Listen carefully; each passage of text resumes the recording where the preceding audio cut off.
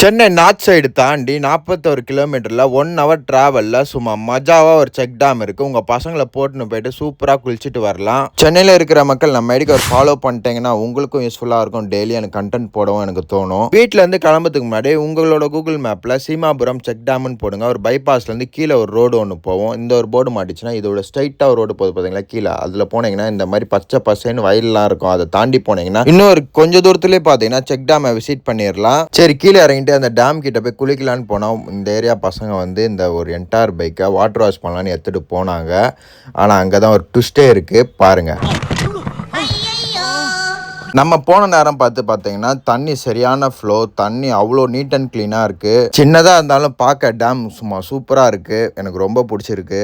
நம்ம போன நேரம் ஃபேமிலி கூட வந்திருந்தாங்க, ஃப்ரெண்ட்ஸாகவும் வந்திருந்தாங்க. ஸோ 2 வாரம் தான் தண்ணி இருக்குன்றாங்க. முடிஞ்ச அளவுக்கு எவ்வளோ சீக்கிரம் போய் பார்க்குறீங்களோ அது வந்து உங்களுக்கு நல்லது. இந்த ஒரு ஸ்பாட்டோட லொக்கேஷன் என்னன்னா லொக்கேஷன் கமெண்ட் பண்ணுங்கள், டேரெக்டாக உங்கள் டிஎம்கே அனுப்பிச்சிடுறேன். Love you guys.